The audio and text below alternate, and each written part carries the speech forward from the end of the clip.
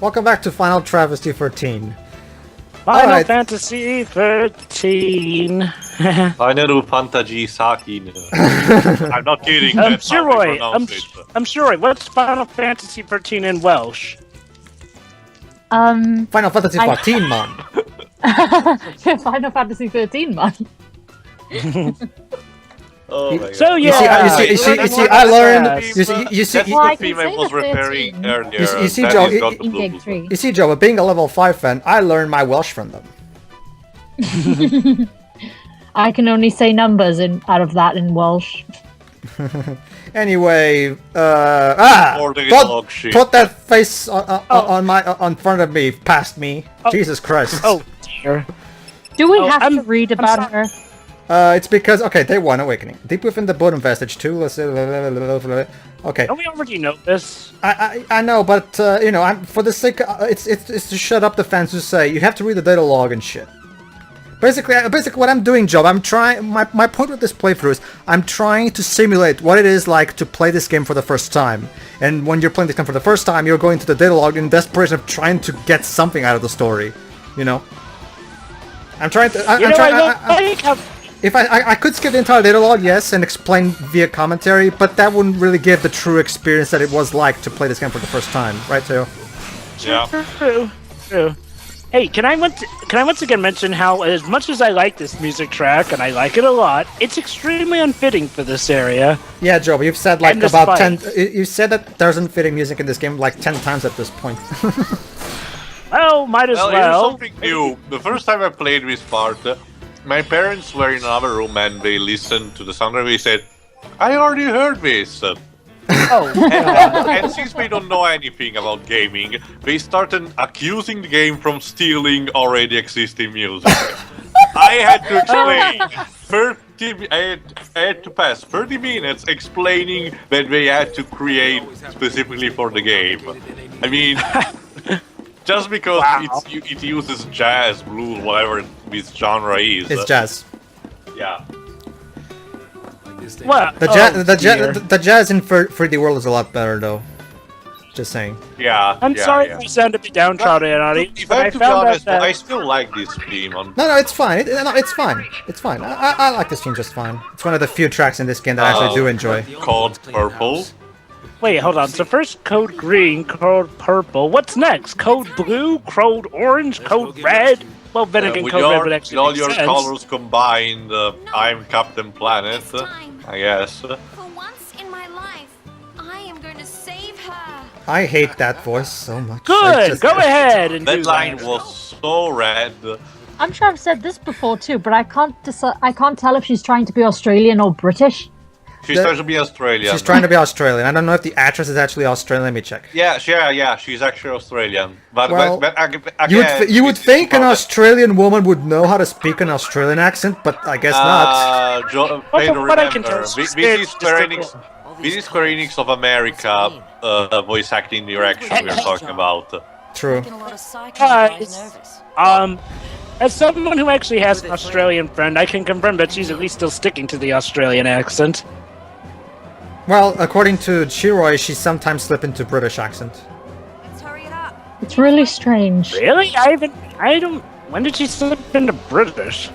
Specifically in part 19, during that moment where she said, "No, you can't." I remember Chiroi herself said it in the commentary, so you can go check that part out if you want. Well, yeah, but Australian people tend to say it with that accent as well. Well, my guess is because like I said in part 19, Australians kind of descend from England, so I guess there's a reason for that. True. The England flag is in the top left corner of their flag, in mini form. Precisely. That's the Union Jack. The what? Sorry. That's the British Union flag. Jack, the flag. Yeah, I know. That's what I'm saying. Not the English flag. Okay, the United. Oh, if Dweebs were here. Well, you know what I mean, though, right? I know. Speaking of Dweebs, Speaking of Dweebs, I have terrible news, my friends. Apparently, our compatriot Dweebs actually uses Internet Explorer for downloading. Why? Yeah, that's precisely what I asked. Who the hell even uses Internet Explorer at this point? Yeah. Well, no especially wonder his since down. even Windows itself is putting it out of commission. I mean, Yeah. heck, even Microsoft themselves are turning their back on Internet Explorer. And this is Microsoft we're talking about. We're doing this new browser which is called All right, you might be something. wondering why I'm retrying.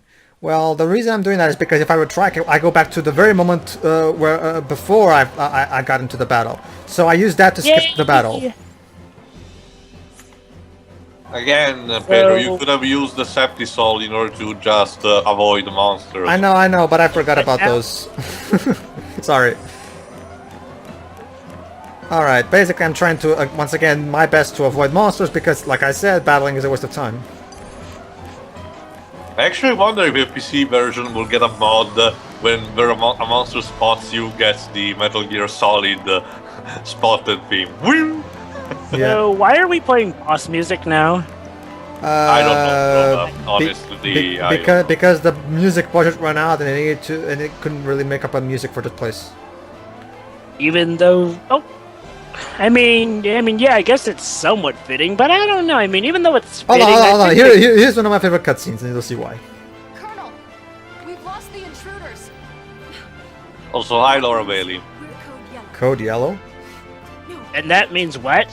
What? Huh? Even the Superpope is disappointed. Okay, hold on. You're the fucking general of this army, and you don't know what codes yellow, blue, and orange mean? I love how she said that line. Damn, let's see. Make it Then just smashed her glasses. Make it rain? So- Is that a common expression in the English language? Make it rain? It's a Well, that warm. is sort of a It's saying. a Oh, warm now it's term. code white. What the fuck? Okay, so the fucking Superpope has to do the general's work. That's fantastic. White? I'm never gonna figure out what all these codes even Is mean. it okay? Granted. Spray pan for everyone. Okay. Granted, I've never worked in the military, but isn't the general supposed to know what each code means? Yeah, I'm Yes. pretty sure. Yeah. I mean, what the fuck? Okay, Jill, you're not a very good general, are you? Also, is that a graviton from Strider? Okay, No. okay, everybody, Say okay, hold on, Jova. We did get some character development. Jill Nabat got a new characteristics. She's shit at her job. That's already more. That's already more development than fucking Snow got. Wait, hold on. Does this mean that Jill's supposed to be the Elena of this story? I guess. Actually, you know what? No, I'm gonna take that. More dignity. Elena actually at least learned. Elena actually learned and took things with And dignity. not just like that, she had a reason to be like that. She was A newbie. newly promoted. Jill Nabat is a fucking veteran general. What the fuck? I honestly, when I first played that game, and got to this cutscene, I literally had to pause for a moment to go. Did she just say what I think she said? That can't be real. Surely the writer must have realized that this line was stupid. No? By the way, can I just point out how stupid it is to add in all these different color codes when they don't even explain to us what we mean? Usually, whenever there's a story, they always They say haven't code explained red. anything to us up to this point. Why would they do it now? I guess, yeah. But here's the thing, though. Normally, when you have it go with danger, it's usually always code red, and we know what that means. Yet here, they introduced all these new colors. Okay, interesting. But you need to explain what they would mean at least, like show a change or something. But no, we just hear all these different code colors and we don't see any changes whatsoever. It's like, why not just go with code red then? Jova's an actual point, you know. Yeah. Okay, I mean, I'm not even seriously. kidding. I'm not even kidding. When I first played this game, I paused the game. I went to YouTube so I could check out this cutscene on YouTube. Okay, I must have misunderstood what she said. That can't be the actual line, can it? And so I saw the cutscene and I'm like, oh my god, it actually is. What? Which goes back to my point. That Maybe cutscene they is one of the actually- most one of the most brain dead moments of writing I've ever seen. Hey, I actually have a theory on that. You know, like how they fail to explain to us what all the color codes mean? Yeah. My guess is that the reason she's so confused is that maybe they all have similar meanings. Maybe that's why she was confused by it. Okay, that But would that be a makes good no reason sense. if they That's not actually how the explain- military. That's not how the military operates at all. Then you shouldn't be in the military if you're confused by these things. In that case, Pedro, I have a theory. If there was supposed to be a data log page telling us what each of the color codes meant, but they forgot to include it. I honestly, if they did include a data log page specifically for telling us which page it was, like, oh my god, this. Well, that's, I guess. That's the only reason I can think of is why they would include that line. This game, like, Wait, hold on. So, a few parts ago, Deoxys from Pokemon was here, and now we're looking at a miniature version of the Bio-Lizard from Sonic Adventure 2? No, Joe. He's basically a hedgehog who somehow, for some reason, loses his spikes when he's staggered. Don't ask me why, it just does. No. Well, Pedro, that's more of a lizard guy. I mean, wait until he puts down the spikes. I know, but... I think it's more like an armadillo. Oh yeah, that's right, an armadillo. There you go, Choco. It's more of a lizard. He looks like Bio-Lizard when he's got his spikes down. Square rips off Sonic Team. Ding. They're so desperate. Yeah. Hey, new battle music! Unless we've heard this before and I just forgot. It's just a variation of Blinded by Light, sadly. It's nowhere near as good as the other one, honestly. It doesn't even sound like Blinded by Light. I'll actually be honest, I actually prefer Crimson Blitz, aka the Blinded by Light version of Lightning Returns, honestly. Like I've said before, I still believe that Lightning Returns actually has a pretty great soundtrack, and by far the best soundtrack in the trilogy. Okay, again, how are we supposed to know that this is a variation of Blinded by Light when it sounds absolutely nothing like it? I mean, I'll give a call. It actually is when you start listening to it, Jova, don't worry. Because well, if Apollo Justice, I could at least get from the start that the corner theme of that was actually supposed to be a remix of the original game's cornered theme. Yeah. Well. Oh, now what? Well, isn't this great? No, it's not. No, it's not. Sad. It's not at all. Oh, it's simple. We'll just auto battle through them. Oh boy. Am I right? Yes, you're right. Sadly, you're right. What's with all the fun? Anyway. What's with all the what? Sorry. Oh wait, never mind. That's Ruin. It looked like Run there for a bit for some reason. Yeah, Ruin is the only magic that Commandos can make. Basically, it's a non-elemental spell. Yeah, it's interesting because they introduced this specific spell in this game. Because before that, the series had only very powerful spells as non-elemental. Because in theory, non-elemental spells in the series were used as ultimate attacks. You know, things that pierces defenses and shit. Yeah, but due to how this game mechanic works, physical attackers need a magic to complement in case the enemy is resistant to physical attacks. So there you go. Here's what I don't get. Why?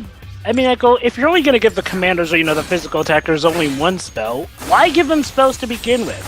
Why not just have them go commando and then we'll have you be able to swap between them and the more magic-based people for this stuff? Because that would make sense. Well, because here's the thing. I can understand maybe it was an optional thing, or you wanted to make it tougher on yourself for a challenge or something. But here, it's literally one of the main attacks and the go-to thing when you're a commando. You see, Jova. The thing is, it's not away that all sense of powerful, fun so or creativity. that's how it works. Yeah. The problem, Jova, is that Motomo Toriyama is a guy who's completely out of touch with what makes games good. I think we've said that about 60 Vanille, stop orgasming in battle, please. Oh, you're right. Yeah. Every time, I'm not even kidding. That's actually pretty fucking true. Every time Vanille casts a spell, she goes, I was going to comment on that, but I thought no. Did the sound just all of a sudden change mid-battle? Yeah. What? Is there any reason for that? Was it again, like I said in part 8, my theory is that while the voice actress was recording her lines, someone was eating her out. That's the only possible explanation I can think of. Sorry. Pedro, do you know any reason why the battle music literally just changed mid-fight? Jova, you're fighting a lost cause. Just drop it. But this is the first game I've ever seen that actually does that without anything. We have to go No along with the reason. ride, Joe. That's the only way we can survive this. Jova, if you're gonna point out every single minor wrongly made thing in the game, we're gonna be here till 2016. Maybe Well, even that- longer. Depends. Like, come on, Jova, let's try to focus on the bigger flaws. Because if we're gonna nitpick Well, at every there's, single minor wrong thing, we're gonna be here till till I'm a grandpa. I mean, come on. Yeah. At this rate, might as well just jump off a cliff. Yeah, that will be Alright. even less painful, I guess, than Believe- playing this game. Believe it or not, Well, Jova, that's- believe it or not, Jova, that actually is going to happen later on in the game. The characters all jumping off a Wait, cliff. what? You'll see. You'll see. How- I will not tell you for the sake of suspense, but for now, I'll just say that. Pedro knows what I'm talking That about. sounds crazy. Yes, I know. Wait a... Oh, never mind. Basically, Jova, I'll just say. Joe has given up. I'll just say this, Jova. It's supposed to be played for laughs, but it's not funny. Played for it. Ah. Do they go skydiving or something? No, you'll see. You'll see. I want to leave that as a surprise so you guys can so I Hey. can get some proper reactions. Oh, that reminds me. Speaking of jumping off of a cliff, Pedro, you just reminded me. Does Lightning still have that weird electricity thing she had at the beginning? She does, but she won't use it until later on in the game. Now, for the Yeah. the writers pretty much. Because to hell with being useful. But basically, the writers thought to themselves, "Wait, if Lightning keeps using this, she'll be overpowered as fuck." Okay, let's just pretend that she doesn't have that for most of the game, and only keep that until we actually need it. You know, the sad thing is that by not using it, she sort of makes herself look overpowered, being able to take so many falls, even without the electricity thingy. Well, what can I say, Jova? Oh, more Deoxys. Yes, more Deoxys. Because we can't be original, can we? Original is overrated. You know what's sad is that the Sonic Adventure map Field of the Egg Carrier, and yeah, I mean it, the map, not even the level, was actually more active and more exciting. well, yeah. No, Yeah, I have to say, the background for fighting here is, as a lot of times in this game, is just, devoided. yeah. Let me reiterate, a game made by Sonic Team back in the 90s on the Dreamcast had more going on in it than this game. And said game had terrible lip sync. But Jova, we got. But Jova, we gotta have our cinematic experience and shit. If I'm not You know, I having hate to fun, say it, then it doesn't mean anything. You know what, Pedro? I hate to say it, but even Sonic 06 did the whole cinematic thing better. Want to know why? It actually knew to Ouch. keep it to something of a restraint. Yeah, but that's the thing, Jova. This is a game. We're trying to. We're trying. You see, Jova, JRPGs are actually interactive movies. You've been wrong this whole time. Who said that? What do you Toriyama. think? Let me Toriyama. guess, Toriyama. Yes. Has he actually say that in a quote? Let me actually get the quote. This ought to be fun. Oh, and now we're swapping the battle music again. I forgot when I saw it, but don't worry. I'm pretty sure it shouldn't be that hard to find.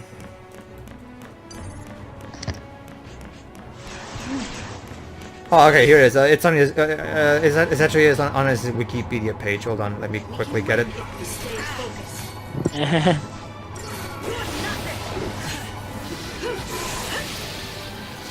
Sure. Hold on. Okay, again, let me point out. For some reason, the music is going on a loop. It's like... Okay, it's like the game all of a sudden is Like, plugging in its okay, iPod okay, and okay, putting okay. it on repeat. Okay, here it is. I mean- found it. Hold on. I'm not necessarily... Here it is, Jova. Toriyama has stated that the aim of the linear game design used in the first half of Final Fantasy XIII was to feel like watching a film. This was done to absorb the player into the story and to introduce them to the characters and their battle abilities without becoming distracted or lost. Just the first half. Toriyama explained that the amount of memory and processing power needed to produce impressive graphics was the main reason not to have a seamless battle system for Final Fantasy XIII. Basically, Jova sacrificed depth because of pretty graphics. And Wow, he and- literally admits to sacrificing Oh, they do. gameplay for... They do. I mean, Wow. nobody said otherwise. Okay, here it is. he that's what pretty much what he thinks. In his mind, JRPGs are a way to make interactive movies. So yeah. Wow.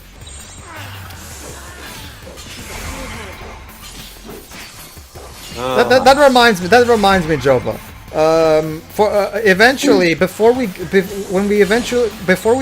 do our Lightning Returns commentary, when we eventually get to that, we all four of us should commentate on specific moments from the Square Enix presentation where they reveal Lightning Returns. Because there's a moment where Toriyama's presenting the game, and it's creepy as fuck.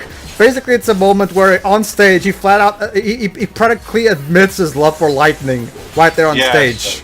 Like basically, I'm not kidding. Toriyama Lightning is his literal waifu. Just to give an idea, Jova, he talks about how he has a Lightning poster in his office saying she's always there watching over us. I'm not even kidding. He actually says that she's always there. Weird. That is really weird. That is so fucking okay, man. Okay, this man is clearly insane. How come nobody is admitting him into a psychiatric ward? Please. I'm pretty sure he was the one who commissioned Nomura the artwork about She Must Not Be Forgotten. Oh yeah, Wow. clearly. Basically, Jova, in January 2011, I think, after the release of Final Fantasy XIII, and quickly after Lightning was revealed for Dissidia Duodecim, What does that even have to do with being Lucky Lightning? Nomura made an artwork of Lightning out of nowhere with wrote on it, "She must not be forgotten." Yes. And that was like 3 or 4 months before Final Fantasy XIII 2 was announced. You see, Jove and Shiroi, the main reason why we got 3 fucking games of this shit is because Toriyama wants you to love Lightning as much as he does.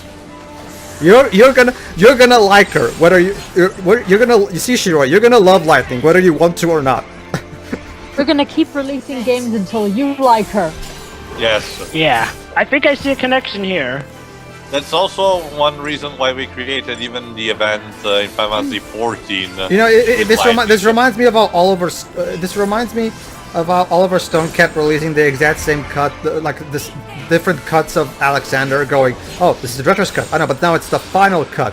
Basically, it's Oliver Stone constantly saying, "Look, you fucking morons! This is my masterpiece. Please look at it. You're so dumb for not appreciating what I do for you and shit." The same thing can be said about Blade Runner. But Blade Runner is actually amazing. That's a different case. Anywho, Tio, Pedro, I see a connection here. You don't like Blade Runner, though? No, but I'm saying what you quoted may be also applied to another case. True. No. But you have to understand, Teo. What? Please understand. As I was about to say, I actually see a connection between what you guys told me about what Toriyama wrote on Lightning's poster. She must not be forgotten. Yeah. It's simple. Final Fantasy XIII must not be forgotten. Just like with the organization 13, who are nobodies, and if they faded out, they ran the risk of being forgotten. Therefore, this means that Lightning will be in Kingdom Hearts 3. Honestly, guys, I wouldn't mind 13 making an appearance in Kingdom Hearts 3. I'm gonna be honest. Why? Or maybe because people should not take the Kingdom Hearts plot. The main reason for that is because of Kingdom Hearts 2, where Nomura was able to take a very unlikable character, Squall, and make him into a decent side character. So I'm actually curious to see what Nomura would do with his own interpretation of Lightning. I think he would. Yeah. I actually am curious to see how that would work out. So I would be up for it, honestly. Indeed, I have something to give him. Yay! Well, the same fucking before. So guys, I have a question. What's the point of adding Vanille and Saz to the party if we can't even choose to have them on the team for now? Jova, you keep asking questions. Jova, you keep asking questions. Don't stop. Stop asking. There, that's enough. Stop asking questions and like my game. Okay. In that case, about the game, as I noted before, am I the only one who noticed that the soundtrack was literally looping throughout this entire scene? I mean, it went from one track to another track to another track. Now, let me just say this. I'm actually kind of surprised. I mean, Allow me to there explain is some something, Jova, because I actually think this demands explaining. Basically, every time you see this monster going for that super awesome attack when the camera switches to him, immediately change to Combat Clinic so we can have one of the characters be Sentinels. Okay. Okay. Like I was trying like the dragon that fought early in those ruins. Anywho, can I go back to what I was saying? Go ahead. Sure. So yeah, is there a reason for why the soundtrack was looping back in that scene? I mean, it went from one track to another track to another track. It's like all of a sudden the sound designer just plugged in an iPod and put it on repeat in a playlist. I would not be surprised if it was the case. Jova, okay, let me don't you get it, Jova? I actually... I'm gonna pull a George Lucas here. You see, Jova, the sound design in this game is bold, extreme, stylistic. I'm not even kidding. That actually was... if you see the behind-the-scenes footage of Star Wars Phantom Menace, well, after Lucas and his employees see the raw cut of the movie before going to post-production, George Lucas is baffled. Even George Lucas himself is baffled at what's going on, and he can't understand. And he kind of admits that the movie's crap. And then when they start kind of arguing about it, Lucas goes, and I'm quoting here: "It's stylistically designed to be that way. You can't change it." So you see, what? so yeah, Jova. I'm gonna pull a George Lucas. It's stylistically designed to be shit. Yeah, you see, Jova. This game was designed like shit because it's bold, extreme, stylistic. Well then, allow me to point out why that doesn't work. The fact that... Hold on, Jova. Tearful. You don't need Jova. Hold on, Jova. Don't worry. Heartwarming scene, supposedly. And yes, Shiroi, there's a lot of implied lesbianism in this game. So, honestly, these characters are so fucking bland that even if they started making out, it still wouldn't be hot. I thought these two, like... Exactly my point. I thought these two were related. They're actually, yes. If I recall correctly, yes. Then that's creepy and weird. Yes, even more. Well, Shiroi, wait till we get to 13.2, where we have an all-female cast in which all of them compare breast sizes. What's wrong? Like, This is a Final 13-2. Fantasy game or a 10-2. sleepover? Like, I'm actually, Jova. I'll just quote what Spoonie said. I'll just quote what Spoonie said in his 10.2 review. Is that a chick thing? Do girls actually do that? I don't think so, but okay. No, I've not met any girl who's done that. Well, but gee, maybe Toriyama doesn't understand how reality works. What do you think, guys? And yes, 10.2 was also directed by Toriyama. Depends. Do Japanese women do that?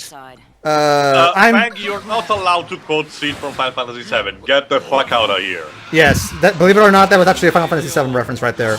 Again, all this. Fang is gonna show us in this cutscene. He's gonna remind us. Okay, Jova. Now you're gonna see. Basically, Jova. Apparently, Vanille's weapon has the ability to tame monsters. Now you're probably wondering why the hell couldn't we? Why hasn't she done that before? Because that would be fun. You're probably wondering, Jova, why couldn't we just pull an Inokuni and actually tame monsters to add it to our party? Well, believe it or not, Jova, that's exactly what we're going to do in 13.2, except they do it horribly. Not unlike Inokuni, they do it horribly. That's a good girl. So, yes, yeah. Fang, I get it. Your lens, therefore your rune. Thank you. I was going to ask something based on what you said earlier, because I can't really comment on past character traits for obvious reasons, but about what you said... Hello, about what you said about the game being cinematic and such, like using it as an excuse to make cinematic games. Why hasn't David Cage made an RPG then? Because RPGs don't exist, Shiroi. You see, Shiroi. But cinematic. That must mean they exist. Shiroi, according to David Cage, Japan doesn't exist. Is anyone Pedro, sad he's fucking on the verge of dying? Someone help Saz, please. I love how again. You see what we mean, Jova? He's taking off for his life. You see, Jova, this is what me and Teo mean when on Toriyama. You see, Jova, this is what me and Teo mean when we say that Toriyama clearly doesn't want us to care about Saz. He completely puts them all constantly in the background, and wants us to focus on the characters he likes, like Lightning. Well, I guess that dragon right Saz is the best character. I know, but Shiroi, Lightning is such a wonderful blessing to the world, isn't she? Somehow we could change our fate. Oh, she's a blessing. and a half. Shiro, she's always look at that poster in Toriyama's office. She's always there watching over us. Hey, this looks like the Matrix, actually. And quick, is Toriyama married or anything? Let me cheat. Let me see if I can find that out. Because if he is, his wife must be so thrilled. And how did he even get one if he did? If he does have one. He's even married. I don't know. I'm checking right now. Okay. Let's see. So let's survive this first, yeah? Why are we playing Snow Stream all of a sudden? No, it's not Snow Themes. It's the variation of Blinded by Light, like I said. Wait. That was another variation of Blinded by Light? No, it's the same as okay, we heard before. actually, okay. Here's the. I couldn't find if he's actually married, but I did find this article, which should be a nice way to end this recording. What? Okay. There we go. Allow me to start reading. In a shocking admission by Final Fantasy XIII Lightning Returns director Motomo Toriyama, he says that he created Lightning to be like his perfect wife, and hopes that one day he will marry someone like her, or just marry Lightning herself. Some have noticed that Toriyama had a slight obsession with Lightning, focusing on aspects like her breast size over spending to fix a slight obsession? Why continue Lightning's story instead of moving on to another unrelated setting? I created some character. Toriyama sent the minute that we quit working on that and I focused solely on Lightning once more. Blah, blah, blah, blah. I mean, when I say those things, there's no shame in wanting to continue the story of a character that so many people love. Again. Basically, one of the main reasons why we kept getting all these free games is because Toriyama wants to keep Lightning. I will argue. Goto said, "I will argue that only you love her, Toriyama-san," and he's like, "That may be the case, but I do love her with all my heart. It's the reason I wanted every little imperfection corrected in Lightning Returns." So of course I wanted her breast to be bigger and for men to jiggle. It's only natural for a man to want his. Believe it or not, okay, believe it or not, standards that different from ours. Believe it or not, Shiroi. I think even by Japan standards, this is creepy. Believe it or not, Shiroi, this is not. Wait, hold on. I need to read this next time. Suzuki says, I told him that it was very unhealthy for Goto-san to spend so many hours on that character model. Instead of addressing my concerns, Toriyama-san told me to come up with a husband-like character that would look like himself. Wow, that's one way to tell a woman that. He told a woman to model a husband character that would look like. This reminds me of David Cage's. So he's an egotist too. This reminds me of David Cage's creepy obsession with Ellen Page. Like maybe they're best friends or something. Wait. Oh, even better. Toriyama-san then says that's not going in the game though. Okay, you're spending all this time modeling something and it's not even going into the game. It's for my own personal use because I really. Oh my god! How much do you want to bet? How much do you want to bet? He privately added the developers design a porn game where he screws Lightning for his own pleasure. Like this guy doesn't even. Is this guy level of disgust? Is this guy a joke? Is this guy being paid by Square Enix to be played out as a joke? It's like in Kung Pao, I guess. I apologize for the weak blow. He is an idiot. We purposely trained him wrong as a joke. Is this a Kung Pao scenario where they purposely hired this moron specifically as a joke to make? Oh, Pedro, that's even better. Toriyama's about to try and make you and Tio eat crow. Then there was apparently a few seconds of silence. Toriyama says, "What? I mean, I can't find a girl like her in real life. I will just make a marriage simulation game with Lightning so I can die happy." Goto then says, "I can never tell if you're serious when you say these things." Believe it or not. Toriyama then said, "I am serious. In fact, I already have a few games planned. I already have a few plans for this game. I doubt I will find a girl in real life who could match Lightning's beauty and personality." After assuring reporters that it was all a big joke, the Lightning Returns staff continued to answer questions until Toriyama started punching a reporter who jokingly said he was going to marry Lightning first. So I guess it was all a big joke, according to Toriyama? Oh it my wasn't god. serious, If it's a joke, right? it's not fucking funny. You see, believe it or not, Joven Shiroi, this actually came up last summer. When I'm sure Teo was probably there, and I was the one who posted. I think I was I? No, it was another guy. It was another guy who posted on the Lightning Returns topic on SSMB, and my reaction to this was, okay, this is a joke, right? This has to be a joke. There's no way they're actually serious about this. And of course, the fans' reaction was, of course, everybody immediately pointing out how shit the game was going to be and turn against Toriyama. What did you think was going to happen, you fucking moron? You know what's sad is that this is from P4R Gaming. That's usually a site that gives bogus news. Oh, trust me, Jova. If you want, I can bring another version of this article from other places because this is actually a thing. This is actually a thing, believe it or not. Yeah, go ahead. But in the meantime, let's just end the part since it's dragged too long. See you, everybody. Okay.